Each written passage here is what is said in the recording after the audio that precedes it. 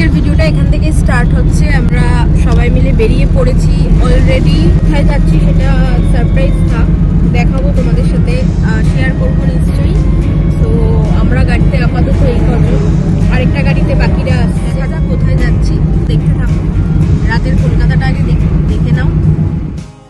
বেরিয়ে পড়েছিলাম, ওলাটাও আমাদের বুক করা হয়ে গেছিলো একদম বাড়ির সামনে থেকে। আমাদের ট্রেন ছিল 11:45, আমরা 9:30টার মধ্যে সব করে কমপ্লিট করে বেরিয়ে পড়তে হয়েছিল, কারণ বাইরে দেখতেই পাচ্ছ ক্রিসমাসের কত লাইট ফাইট লাগানো হয়েছে, সেরকম জ্যাম ছিল, তার জন্য খুব তাড়াতাড়ি আমরা বেরিয়ে পড়েছিলাম। এই দেখো রাতের কলকাতা, একদম কনকনে ঠান্ডা, তার মধ্যে আমরা সবাই মিলে বেরিয়ে পড়েছি রাতের কলকাতা দর্শন করে। একদম চলে যাচ্ছি ওলা করে হাওড়ার পথে। বাইরের হাওয়াটা বেশ ভাল লাগছিল, অনেকটা রাত, খুব অনেকগুলো জ্যাকেটই পরতে হয়েছিল, কিন্তু হাওয়াটা কিন্তু বেশ ভালো লাগছিল। জানি না পরে এই হাওয়াটা ভালো লাগবে কি লাগবে না, কিন্তু সেই মুহূর্তে খুব ভালো লাগছিল। আর কলকাতা মানেই এই হলুদ ট্যাক্সি, এই হাওড়া ব্রিজ, এটার ওপর দিয়েই ক্রস করতে হয়েছিল, যেহেতু আমাদের ট্রেন ছিল হাওড়া টু চেন্নাই, কিন্তু আমাদের ট্যুরটা ছিল অ্যাকচুয়ালি হাওড়া থেকে যাব আমরা চেন্নাই। এবার মাঝখানে আমরা নেমে গেছিলাম ব্রহ্মপুর। ঘড়িতে বাজে তখন 10:20। হাওড়ার বড় ঘড়ি ক্রস করে আমরা আরেকটু এগিয়ে গেছিলাম, এই যে নেমেও পড়েছিলাম। বাইরে কিন্তু তখন প্রবল ঠান্ডা, মানে আমাদের কলকাতাতেই এরকম। এখান দিয়ে আমরা ঢুকেছিলাম হাওড়ার পুরনো প্ল্যাটফর্ম বাদ দিয়ে নতুন প্ল্যাটফর্মের দিকে। আর এখানটা দাঁড়িয়েছিলাম, পার্থমামা গেছিলো সিনিয়র সিটিজেনের কার্ড বুক করতে। এবারে হচ্ছে আমরা এসেছি নতুন প্ল্যাটফর্মে, এখানেই সমস্ত ওলা উবের সব যা আছে সব এখানেই দাঁড়ায়। এবার এখান থেকে হেঁটে হেঁটে একটুখানি যেতে হবে, ভিতর দিকটায় স্টেশন। মোটামুটি 363-4 এরকম আমাদের গাড়িতে ওলাতে এরকম পড়েছিল আমার বাড়ি থেকে এই প্ল্যাটফর্ম অবধি। তো তারপরে তোমাদের খরচাগুলো বলবো, তো চলো দেখতে থাকো। আর সিনিয়র সিটিজেনের কার্ড বুক করার পরে গাড়িটা আমাদের জন্য চলে এসেছিল।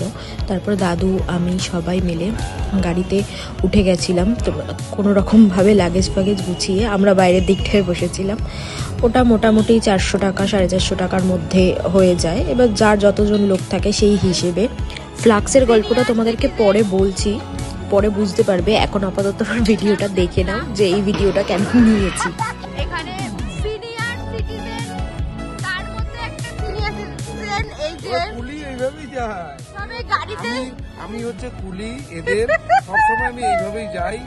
হ্যাঁ, আমাকে এইভাবেই ওরা নিয়ে যায়। পশ্চিম বাংলার মানুষদের আমি হচ্ছে সবার শেষ, আমাকেই নেয় ওরা এইভাবে। হাওড়া স্টেশনের প্ল্যাটফর্ম ছাড়িয়ে অনেকটা দূরে আমাদের এগিয়ে আসতে হয়েছিল, কারণ আমাদের ট্রেনের নাম্বার ছিল S9। ভেঙে ফেলেছে, একটাই দায়িত্ব দিয়েছি, ফ্লাক্সটা শুধু রাখার জন্য। বড় বড় লাগেজ ছিল কিন্তু কিছু করতে পারিনি, এটা শুধু ফ্লাক্সটা দিয়েছি, ভেঙে ফেলেছে। এখন চা আমরা সবাই মিলে খাবো।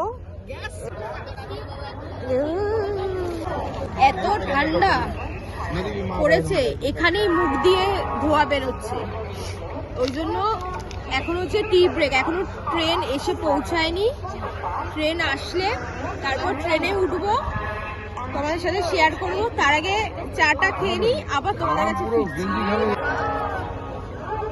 চা খেয়ে এবার ট্রেন আমাদের আসতে শুরু করলো। আর এদিকে ভিড় দেখো, জিয়ালালের ভিড় দেখো। এই ছিল আমাদের সবার টিকিট, পার হেড 410-20 পর্যন্ত টিকিট কাটা হয়েছিল। ছাড়ছে স্থলে, এবার পৌঁছাতে হবে। ট্রেন আমাদের ছেড়ে দিয়েছে, তাহলে আমাদের ট্রেন ভাড়া পড়েছিল 410 ইচ পার্সন। আর ওলা বা উবের তোমরা যে যেরকমভাবে বুক করবে তোমাদের বাড়ি থেকে, সেটা ছাড়া তোমরা বাসে করেও আসতে পারো। এখন 12টা অলরেডি ক্রস করে গেছে। ট্রেনে উঠে সবার আগে ডিনারটা কমপ্লিট করেছি। আমার এই অবস্থা, ভীষণ ঠান্ডায় আমরা ট্রেনেই জমে গেছি। আমাদের অবস্থা দেখো, যে যার মতন টুপি পরে রাতের ডিনারটা সেরে নিয়ে সবাই মিলে গল্প আড্ডা দিতে বসেছি। এই যে আমার অবস্থা এরকম, মানে আমি আর পাচ্ছি না, হাত ফাত পুরো একদম ঠান্ডা হয়ে গেছে। বাজে লাগছে, বাজে লাগুক। আর একে ওপরে তুলে দেওয়া হয়েছে, ও ওপরেই শোবে। আর এদিকে প্রিপারেশন চলছে ঘুমানোর জন্য। এবার চলো, আমিও এবার শুয়ে পড়বো, আর ভালো লাগছে না। সারাদিন অফিসে খেটে তারপরেই ঘুরতে যাওয়া, এটা খুব বাজে ব্যাপার আমার জন্য। আর কিছু বলার নেই, আমার মাও শুয়ে পড়েছে। চলো গুড নাইট, ভিডিওটা এই অবধিই থাকলো।